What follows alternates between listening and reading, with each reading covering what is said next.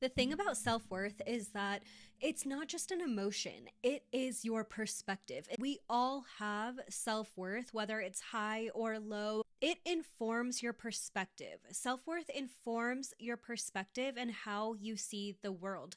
And we can take neutral events that happen around us and through the lens of our perspective and our self-worth, color them to mean certain things about ourselves or to make meaning out of these things as a whole. People think that self-worth is confidence a lot of the time, and they mix up the two. You can be confident at doing something. You can be confident at kicking a soccer ball because you played soccer for, your entire childhood. But self-worth is how you operate overall. Self-worth is a base level of how you exist in this world. And that's what I want to get into today. Not just self-worth and how it affects you in your day-to-day life, but also where it came from.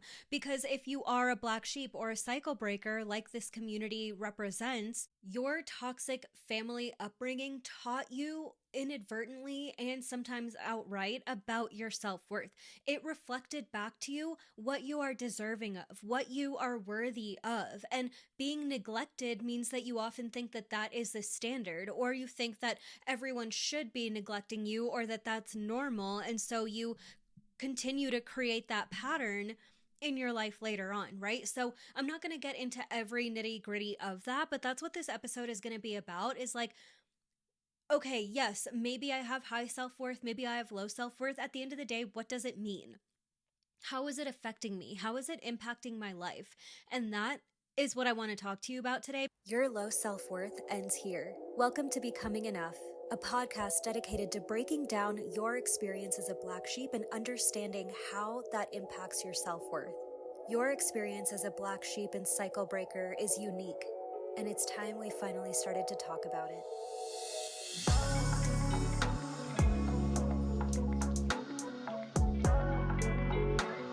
If you are indecisive, you are boundaryless, you don't have boundaries, or maybe you come up with boundaries, but then you can't enforce them. Like maybe you even talk to all your friends about them and, you share them, but then when it comes to the one person that you need to communicate that boundary with, you immediately give up, you can't enforce it, you can't hold it, and so people kind of think of you as like a pushover. Maybe you're a people pleaser. And a lot of people think that being a people pleaser just means being really nice, being really kind, being really accommodating. It's like, no, a people pleaser is not a good host. Like a people pleaser and being a good host are two different things, okay? It's not just that you're nice or accommodating. It's that you repeatedly essentially let other people walk all over you.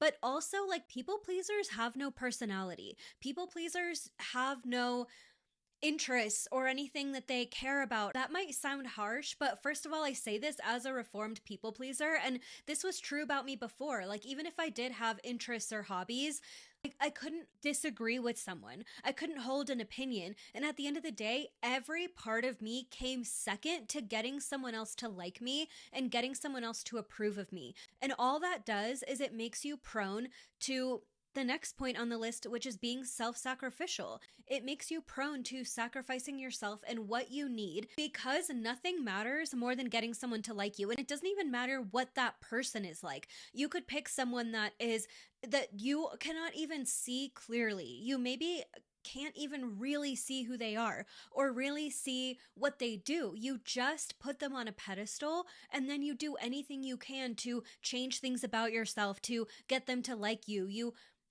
are afraid to be yourself. You're afraid to disagree with them, because all that matters is how they feel about you, and your self-worth and your validation depends on that. So being indecisive, not having boundaries, being a people pleaser, and being self-sacrificial can all come from a similar source. Now, I'm not going to say that there's only one place that all of these things come from, but when I look at your black sheep experience and what you went through in childhood, this type of person likely went through conditional love. And conditional love is when you don't feel that you are loved for being who you are. You don't feel like people just love to have you around. Your parents just love and adore you. They just, want to see you smile. And I think love in terms of parenting is also, healthy discipline and setting boundaries with your child and having routines or teaching them, what's appropriate and what isn't. But you can do that through unconditional love. Instead, conditional love is, if you don't do this, I'm withholding my love. If you don't do this, I'm withholding my attention. Maybe a lot of you have even gotten the silent treatment. As black sheep, as children, maybe you were forced to do a certain sport, or to commit to certain things. Maybe you were forced to present in a certain kind of way, or only have certain forms of identity. Maybe you were forced to align with a certain gender, or a certain religion, or something like that, right? This is really about your parents only loving you if you align with a certain idea of who they want you to be. And when we talk about, like, something that I haven't talked about a lot on this podcast before, is that I'm child free and I do not want children. And when I think about a lot of the reasons why people do want children, it's often to, create a mini version of themselves, or to have a built-in best friend, or to, just have someone that they can spend all their time with or all their days with, someone that just makes them feel loved and appreciated. And I think those are all the wrong reasons to have children. Like, of course, it's great if your child is your friend. Of course, it's great to an extent. Of course, it's great to have someone to spend time with. And of course, a parent should want to spend time with their child. But when you look at all of those reasons, they're very self-centered, and there's a greater conversation about if having kids overall is self-centered. I don't think it has to be. I think there are really incredible parents out there who are looking at their children as people who are going to live their own lives one day, people who are going to be grown-ups one day. And when parents only see their kids as permanent babies or permanent toddlers, it can often reflect a feeling of that parent feeling lonely, isolated, not feeling like a lot of people are there for them, or feeling like they have something to prove to the world, and they want to do that through this child. A lot of parents will, force you to be in a certain sport or in a certain activity because of their unfulfilled dreams in that arena. And so when we think about conditional love, it teaches you that you inherently are not worthy, that you inherently are not even respected, right? You're not loved just for existing. You're loved for what you can provide to someone else. So of course you're going to grow up to be a people pleaser, right? And I also want to talk about the first point in this, which was indecision. And indecision is something that has plagued me for all of my 20s. I still, when I'm not really grounded, can get in that mode of being really indecisive, even over the silliest things. And it's something that I've worked on a lot, but indecision comes in because you were so strongly forced in one particular direction through conditional love. So even if it was like, you have to get these grades, or you have to make X, Y, and Z on, in school for us to love you, for us to appreciate you, or say that we're proud of you, or even for you to get the bare minimum attention from us, that teaches you that it's not about how much effort I put into this. It's not about how much I love school. It's about doing anything possible to make sure that I get that love and appreciation. And so it's not about the exam, and it even makes things like cheating so much more possible. It's like, I'll do anything to get an A. I'll do anything to get that love and acceptance and appreciation and attention from my parents. And so because there's a one-track way for you to live, for you to exist, because there's one way for you to be, in order to check those boxes off, you don't build your inner compass of decision making. You aren't able to make your own decisions and decide if you want to be friends with that person, if you want to continue this activity, if you care about this subject or this subject. It all depends on your parents, and they become your decision-making compass, your moral compass. They become everything. Even if you fundamentally don't agree with them, or even if you just have your own opinions on things, those opinions aren't tolerated. That isn't allowed in your household because it has to be a certain way. And it's really kind of the vibe of like a dictatorship, right? It's like you have to, this person's in charge and you're not. So if you're never in charge and if you never get a say, how are you supposed to make decisions? And how are you supposed to value yourself and walk away from friendships and relationships and other people if they don't want the best for you? Because the blueprint that you had was someone telling you that they know the best for you, that your opinion and what you want doesn't matter, and that in order to feel loved and appreciated, you have to align with this exact type of personality, characteristic, this exact type of being. And of course, that's going to teach you to self sacrifice. Of course, that's going to teach you to play small, to step back, to not really put yourself out there, to not be in the spotlight, to not, shine and be in your authentic self, because you never got anything for that. That actually hurt you. Speaking up for yourself actually hurt you. And this is another piece on why Black sheep can be such late bloomers. One of the things that I've spent a lot of time studying since college, if not before, was child development. And this is why parents always talk about the terrible twos. But again, why they also talk about having teenagers. Like, those are two big topics in the parenting world, like the terrible twos, the toddler stage, the tantrum stage, and then the fights that you get into with your teenager, right? And these are really important developmental times for any, child or, adolescent. Is like, these are times where you are forming your own identity. When you are a toddler or you're 2 years old, 2 is around the time that they first really start knowing and understanding what the word no means. And so they use it all the time, and they're creating this separation from, like, they felt like they were one, with the mom, or they felt like they were still part of you. And obviously, I'm like just thinking, like, this is a little different if your child isn't your biological child and all those things. But I digress. Like, when they're a teenager, once again, that happens where they are realizing that everything you say doesn't have to be real for me. It doesn't have to be the same for me. And so teenagers will often question, their culture, their upbringing, what they're taught, their religion, the standards that the family has. Like, you will hear so many teenagers becoming so aware and questioning everything, and toddlers question everything as well, because these are two important times when you are building your own identity. And while no parent wants to be in a disagreement or an argument with their child, this is actually making me think of Real Housewives, because sorry, this example is going to make sense, I promise. But Angie is one of the moms on Real Housewives of Salt Lake City, and she has scenes with her daughter, and she's Greek, and her daughter's like, I don't care about being Greek. It doesn't matter to me. I don't care. Like, I'm obviously more connected to the US. Like, why does being Greek even matter? And, Angie as a mom is like trying to show her, I'm grateful that I had these things when I was younger, but she's saying to the camera, like, I know what it's like to be a kid and to not care, not want to go to Greek school and not want to learn about all these things. But as an adult, I'm so grateful that I did do that and that my dad made me. And so what she said to the cameras was, deep down, I'm actually so proud of my daughter every time she disagrees with me, because that's the woman that I want her to grow up and be. I want her to grow up and be this person that isn't afraid of speaking their mind. And so even though I don't always like it, I know that this is necessary for her to be the strongest kind of woman. That's exactly what this is. It's like your parent could react to those tantrums as a toddler or those arguments as a teenager from that sense of, I don't love this and this isn't great, and there are boundaries and there are limits to what this disagreement and what these arguments can look like.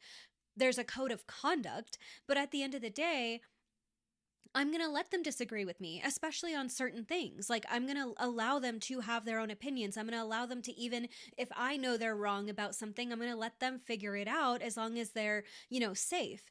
But people who are raised in conditional love don't get that opportunity. You don't get that chance to disagree, to have your own opinions, to do it in a respectful way. And so, of course, you're going to not even worry about developing your personality, because it doesn't even matter in order for you to survive. What your survival mode depends on is shrinking yourself, not having a personality, not having opinions, and just allowing yourself to morph into all these people around you. So by the time you become an adult, whether you escape your toxic household or not, everyone else around you feels like they're on a pedestal and you feel like you're beneath them, waiting for their approval. Another way that your self-worth can manifest is in the fear of failure and the fear of success almost simultaneously, being afraid to take risks and then often feeling frozen. Now that I'm thinking about it, I'm like, I feel like this is why so many of my collective tarot readings on YouTube are so focused around identity, career, creativity, purpose, because I feel like not only do I believe that Black sheep just have a purpose that they came into this life with overall, but so many of us are so afraid to pursue our creativity. This, in my opinion, can really come into this funnel of your Black sheep experience if your family expected you to be perfect. This also is especially true if you are not just the Black sheep of your family, but also the golden child. Like, you were the reason that, your parents bragged about you, your parents wanted to show you off to everyone, wanted to talk about your accomplishments and your achievements. For a lot of you, you probably had a big cycle of burnout sometime in your 20s, or maybe your very high-powered career have achieved a lot of success, but it came at the sacrifice of something else. And maybe you even achieved a lot of success in a certain area of your life or in a certain career path, but your passion isn't in it. Like, you actually have wanted to do something different the entire time, or you know that you're unfulfilled, but you can't say no because of the admiration and the validation that you're getting in the meantime. So this is a really interesting kind of way that this all plays out. But when your parents expected you to be perfect or expected you to do things a very specific way, things like that can actually be so much more damaging than you think to kids when they're not allowed to just make mistakes, because that's what it comes down to. A way that a parent will react to their child making a mistake sets the tone for everything. The voice in your head, your inner critic, is actually the voice of your largest bully. And for so many of us Black sheep and cycle breakers, those biggest bullies were our parents, our families, our caretakers. So if they are criticizing us, which is natural, right? I'm not trying to say that no parent will ever criticize their child or, but there's a way to handle it, as we all know. And even if you do make a mistake as a parent, you have to just apologize and tell them why it was wrong and move on with them. But for most people in this community, that never happened. But the way that a parent reacts to their child making a mistake, like I said, sets the tone. So if you made a mistake and you got berated, your parent said, how could you, you just got a verbal lashing, maybe you even got harmed in another way, that makes you so afraid. I feel like this is a big portion of what creates that walking on eggshells feeling all the time. And I am so familiar with that feeling of just, it's like you're a stranger in your own home and you can't exist. You can't, take a snack out of the pantry if it's not dinner time. You can't do anything because you don't know what kind of emotional reaction that's going to solicit. And this can obviously really be correlated with your parents' tempers or their anger issues, or just, how they react to things overall. But even if it's a calm environment and they just don't allow you to make a mistake in peace, or they constantly want to shame you, that shame is what creates that inner monologue, right? Your inner critic is always shaming you. And why does the inner critic matter? Not just because it is criticizing you, but also because we preemptively see and assume what it is that we are going to be shamed for. So if when you were 10 years old, your parents said, you know what, fine, you want to give up playing the trumpet? Fine, go and play basketball and see what happens. And so, that doesn't feel that great, but at the end of the day, you want to play basketball and they're letting you. So you go and play basketball and you lose at your first game, your first time on the team. And instead of your parents, saying, we're proud of you, you still put in the work, you still did these things, here's where we can improve, here's the plan that we can set to get better, they say, look at what you did for not obeying us. Look at what happens when you don't obey. Look at what happens when you act that way. Look at what happens when you go out on your own. Look at what happens when you make these decisions, right? That feeling of shame is so prevalent. So we take that example from when we're 10 years old and we apply it to everything else in life. It's like, as a Black sheep, you may have the heart to go down an unconventional path. Maybe you want to have a creative career. Maybe you just want to, travel when you're really young and people look down on that. Whatever it is, going off the beaten path, even if it's so innate and even if it feels right and even if your authentic self is craving it, you remember what happened and how you got shamed for making a mistake. And so instead of, it's like if you're an adult, even if people want to be upset with you, there's no one to really ask. So instead of it being that like back and forth that we're having with this authority in our lives, we just assume that something bad's going to happen, that no one's going to be around us to help us, that we're going to have our mistakes thrown in our face. And so I better not take any risks at all. I better not put myself in a position where I can fail. I better not shine too bright either. And all of these pieces are so, so huge because that is going to set the tone for every decision you make in your life. And if you're afraid to shine too bright and you're also afraid to fail too loud, then where does that leave you? That leaves you in Groundhog Day, reliving the same exact things over and over and over. And inside, there is so much comparison. This is also, I used to have a blog in like 2017 when I very first started my coaching business. And one of I think my second blog post ever was about comparison and how it's not actually a bad thing, but comparison teaches us what we want. And that is still so true. Comparison will teach you what it is that you wish you had, but you're not giving yourself the permission to go after that. So instead of going after the thing, instead of even being able to understand what your emotions are telling you, what your desires are telling you, we shut all that off and we become bitter and we become angry and we shit on other people who are putting themselves out there. We become that shame that's projected out into the world. We become that voice of shame and judgment that tells that person, oh, who do you think you are? That leaves those negative comments. Or even if you're not doing that because, again, you're afraid to be seen, then maybe you just have that silent voice in your head. And even though it's projected towards everyone else around you, you also are not giving yourself the permission to chase after the things you want. You're not giving yourself the ability or the arena or the shame-free zone to pursue any new thing in your life. So over and over and over again, you're getting angrier, you're getting more bitter, and more time is going by, and you still haven't accomplished these things that you want. And at a certain point, you just give up on them, but you're deeply unhappy, and then you're projecting that unhappiness on everyone around you. And like, I also used to be that bitter, angry person. It was comparison that taught me that I wanted to get into creating my own business. I wanted to create content. Up and like, even after I was 16, 18, like I didn't even want a single photo taken of me.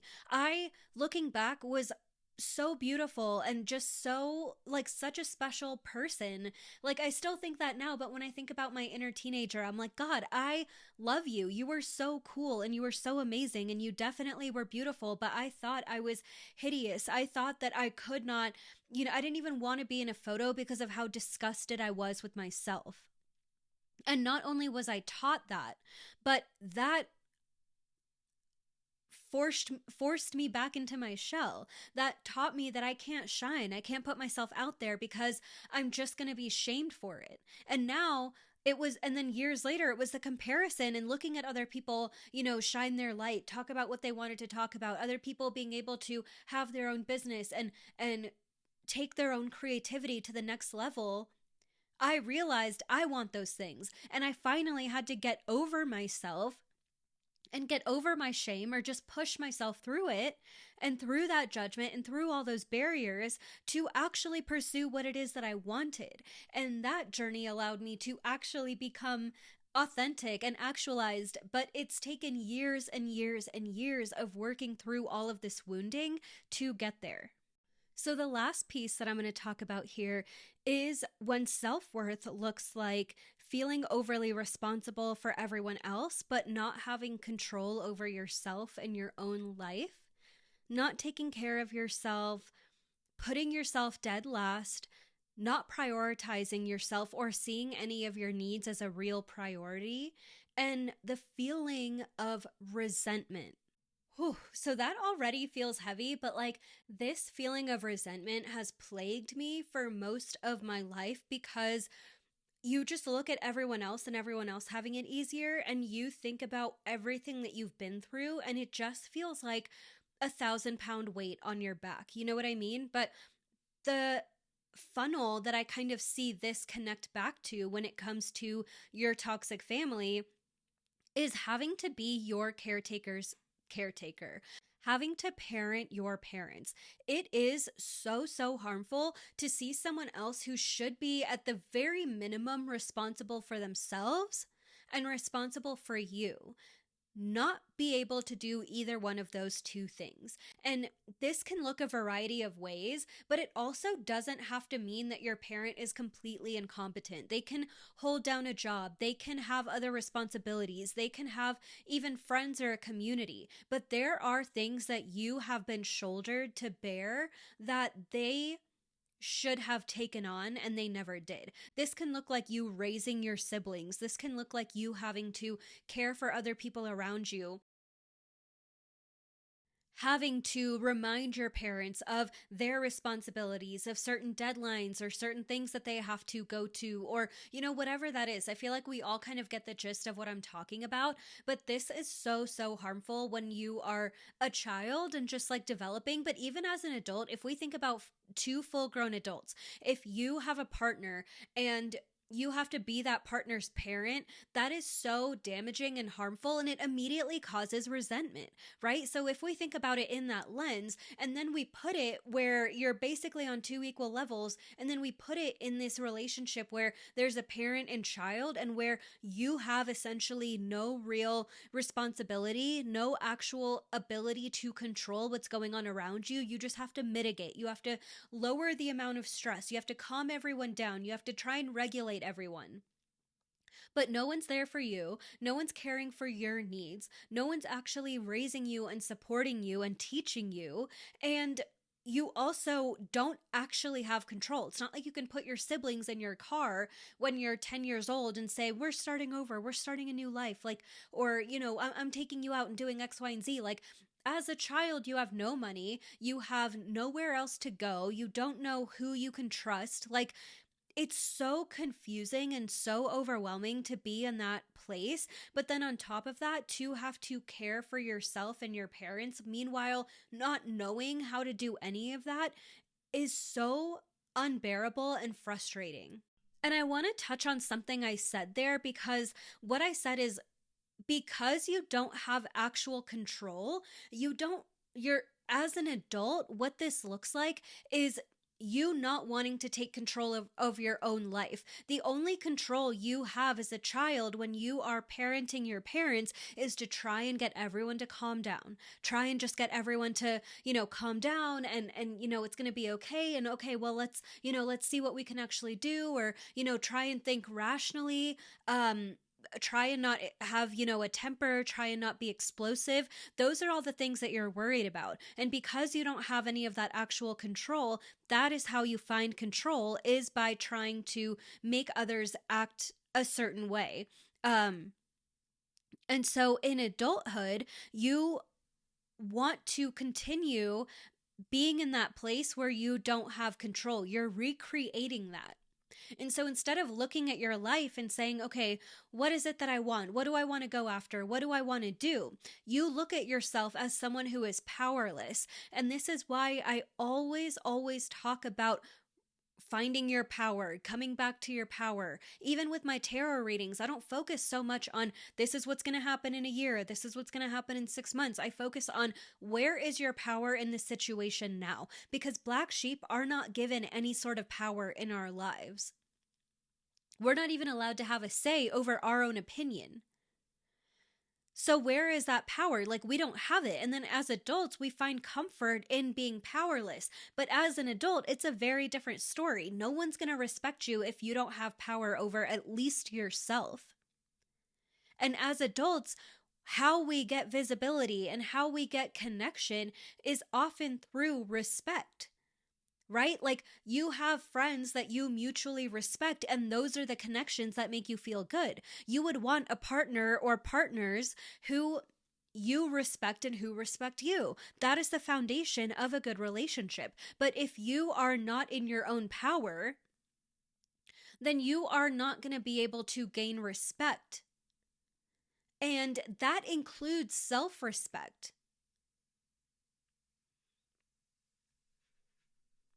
Self-respect, just like any other form of respect, comes in through action.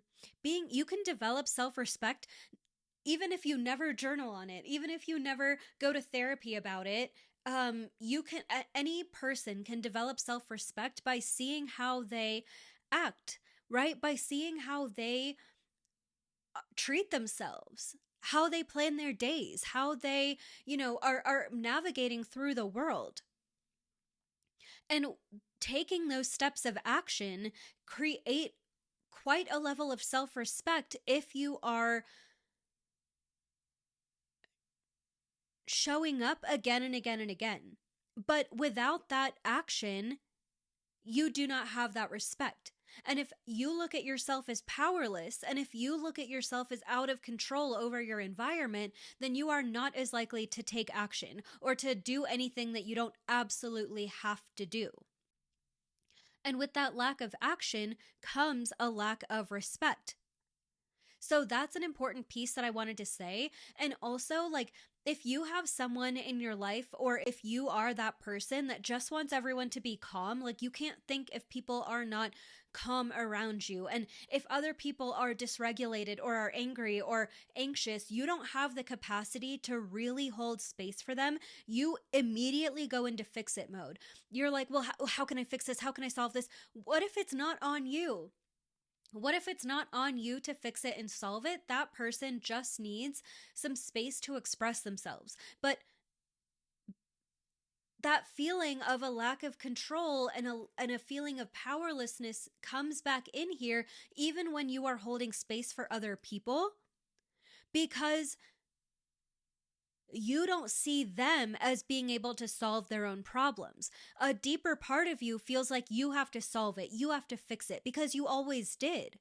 And because you almost claim or have that sense of powerlessness over your own life, and I don't mean this as a read, I really don't. But because you have that, you then also kind of project that on other people. And that puts you in this constant sense of feeling like you are running around picking up after everyone, like no one else can clean up their own mess, but meanwhile, you're also avoiding your own stuff. I've used this analogy before of, you running around and being the garbage man on your street and going to all your neighbors' homes and making sure their home is picked up and making sure their trash is, on the curb for trash day and all of these things. But then when you go to your house is filled with trash. And it is the feeling that you gain control when you are in everyone else's business, trying to fix their problems, trying to tell them what they should do. And maybe you are genuinely trying to be helpful. It's not like you're going into it thinking that you're wanting to hurt people. But when you're not taking care of yourself, and then on top of that, you're in everyone else's business, it becomes kind of a nuisance. It becomes frustrating. And then because of that mismatch where you're like, I'm just trying to help this person and they're like pushing me away, like how could they be so ungrateful? That's what causes the resentment. And it's not that those people don't need you. It's not that your neighbors don't look forward to your visit, but you don't need to fix their problems if you can't even fix your own. And I'm not trying to supersede this conversation on an actual conversation of community care. The neighbor thing is just an example.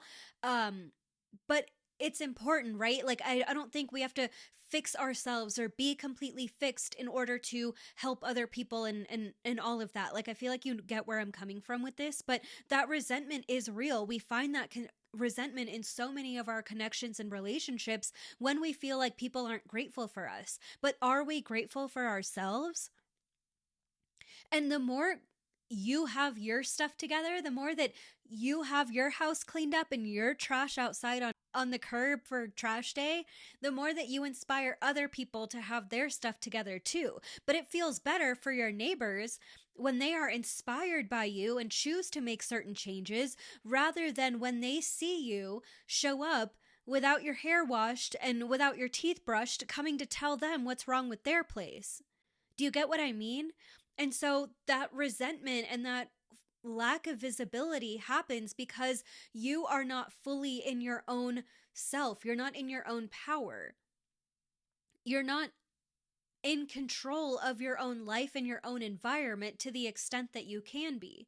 And when you lack that sense of control and you lack that sense of respect for yourself, that bleeds over into how other people see you and how they interact with you. So as you are chasing this validation and you are chasing this attention and this approval from these people who are now your peers or your colleagues or your friends, they start to want to kind of back away because that connection feels fake. You don't want to be friends with someone just for them to give you their approval. Like, these are the ways that self-worth can follow us into our adulthood. And even if we feel like we've resolved what we need to with our families, or even if we've kind of cut off that chapter and just started a new one, that doesn't mean that your subconscious script and your perception of the world is not still impacted by this upbringing and by the self-worth that you have.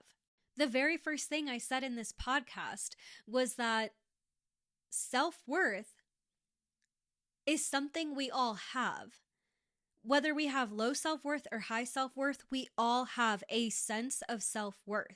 And revisiting these stories is what allows you to get on top of these behaviors so they don't continue to affect your future and your present. I don't think we always need to go back in time and rehash the past. The past is what it is. And I feel like a lot of Black sheep have that same perspective where it's like, what am I recounting all of the worst things that ever happened to me for? Like, that doesn't make sense for me. And I agree. It can sometimes be cathartic to talk about some of these experiences, but for the most part, I care about how it affects me now. I care about what it's stopping me from achieving in the future. And that is why this work is so important. But if you feel too vulnerable to be in a one-on-one session, if you feel like it's just too much too soon, you don't know what to expect in a one-on-one, you don't know like what you're getting into, I created something for you to be able to do this work on your own so that you don't have the pressure of someone else watching you. So you don't have the pressure of feeling like, there's someone that you have to impress or someone who has to validate you. The first time I ever started talk therapy, I was so nervous to disappoint my therapist. And I genuinely felt like it was another place where I was struggling with authority because I was just like, I'm afraid to do something wrong. I'm afraid to be honest. I'm afraid to tell them the truth. And while I have never called myself a therapist and I am not a therapist, I think a one-on-one session can have a similar effect of like people just not quite being sure what to expect, how it's going to fit for them. There's a lot of things that go into it.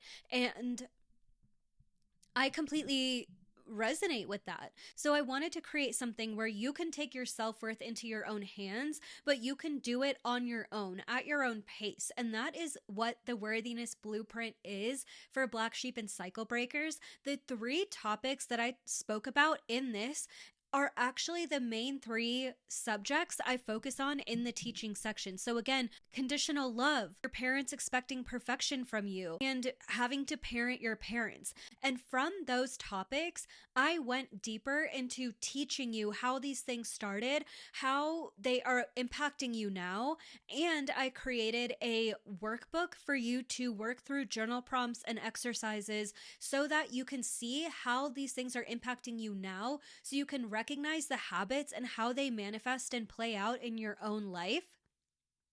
And so that you can actually turn the work into something tangible. But the Worthiness Blueprint isn't just a teaching section, and it's not just a workbook. It also includes 2 somatic practices that I'm so excited to share with you. Seriously, one of them is EFT, and if you've worked with me before, if you came to any of my EFT workshops that I've done in person in the past, if you've been following me for a long time, I've been talking and sharing EFT for so long, and it is one of the practices that I stand by and I use all the time. It's not necessarily a daily practice for me, but it has gotten through so much of my healing in my 20s, and I'll share more about what EFT is in the actual course itself. But I take you through an EFT worthiness tapping routine so you can connect your self-worth story with the language that you use and your voice and with your body. Because as you're saying these things and repeating after me, you're tapping on these different parts of your body. So not only do you learn this EFT practice for life and you get to keep it in your mental health toolkit just like I do, you also get me walking you through a live self-worth EFT round, and I created an entire page of self-worth affirmations that I didn't even use in the main EFT video so that you can play around with those affirmations and create your own EFT routine that actually works for you as well. And then the last piece of this is a low mobility, depression friendly, accessible somatic body routine. Hello? Where are the claps? Someone clap for me. Someone clap for me because I fucking did that, okay? I've been through so much depression in my life. I am diagnosed with CPTSD now. Before I was, diagnosed with chronic depression, with anxiety, with all of these things. And so I was very separated from my body.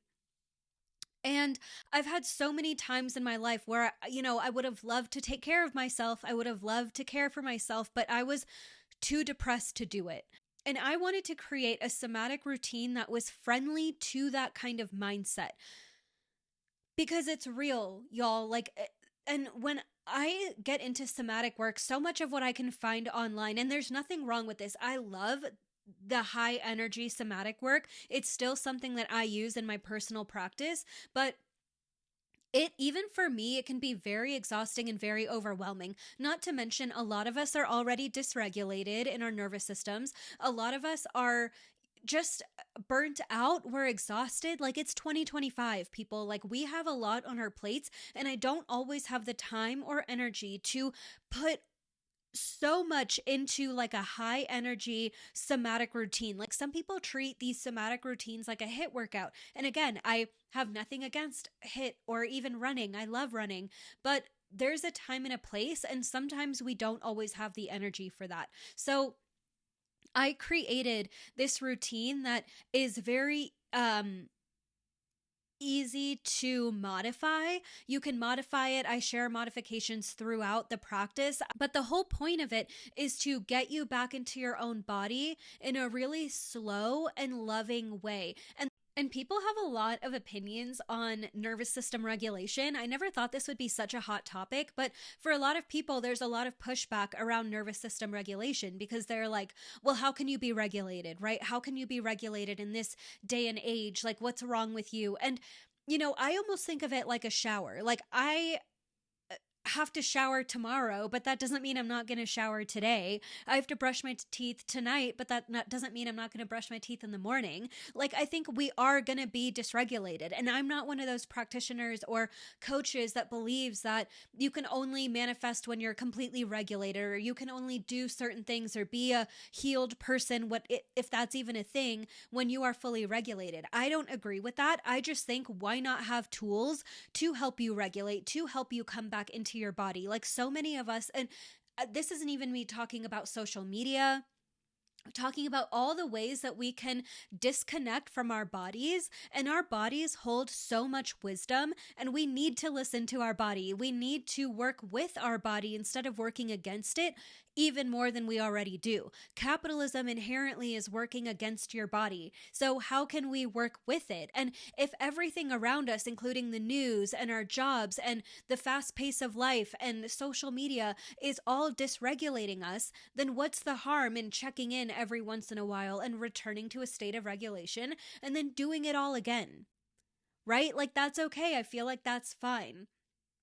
And so I wanted to create something that allows us to come back into our own bodies in a very slow, very juicy, modifiable way. And I even say, like, if you want to just sit down or lay down and close your eyes while this plays in the background, I literally designed it so it can still be supportive of that. And I recorded that in the late summer. There was like a thunderstorm rolling outside. It didn't pick up too much, I don't think, on the audio, but the vibe of it was very like low lighting, very cozy. I had candles and lanterns in the background. Like, it was definitely a moment of just peace. And I do the entire somatic routine with you. You can follow along with me. I even use some of my own modifications throughout the practice. So truly, like, this is one of those things that you can return to over and over and over again, and I specifically designed it to be that way. So all of this is included in the Worthiness Blueprint for Black Sheep and Cycle Breakers.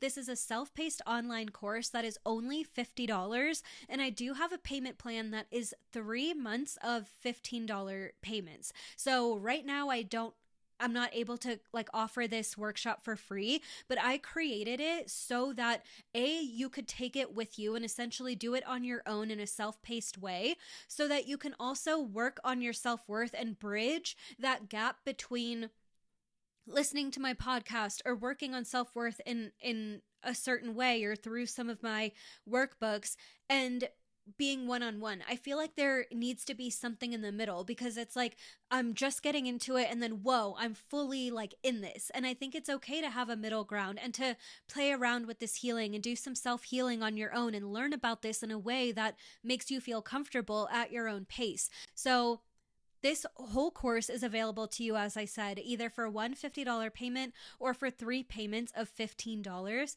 And I just ask that you are integral in the payment plan if you do choose to use it. I wanted it to be accessible. It is $5 cheaper than the course overall, but that's what felt good to me. It felt like having 3 months to make that $45 payment felt really supportive for me, and I hope that it helps make this course more accessible for you if you are worried about that. But I also ask that if you can pay the $50, you do stay within right relationship with me and my work. That's what I'm going to say about that. But thank you so, so much for joining me for this episode. This was such a good one, and I had so much fun recording this. I'm of course going to link the Worthiness Blueprint down in the show notes below. It's actually going to be in the show notes or in the description of all of my episodes moving forward. And if you go to my website, it's going to be in the menu bar as well. So wherever you want to find this course, it is going to be there for you. If you have any questions, please let me know. You can drop a note in my contact form, or you can always email me at roshni@blacksheepexperience.com. But I am so, so excited about this. It's like one of my favorite things that I've ever created. I want this to kind of live forever and exist beyond me and be something that supports you in your journey. So that's the Worthiness Blueprint. I hope that you found this episode helpful and informational, and I hope that it inspired you to take back control and take back power over your own life. And I hope that most of all, you remember that you are worthy, whether you believe it or not. I love you so much. Happy healing. Thank you so much for joining me for another episode of Becoming Enough. Be sure to rate and leave a review of the podcast so that other Black Sheep and Cycle Breakers like you can find us too. Visit blacksheepexperience.com to learn more about how we can work together to elevate your self-worth and eradicate your worthiness wounds for good. Remember that you are worthy whether you believe it or not. I love you so much. Happy healing.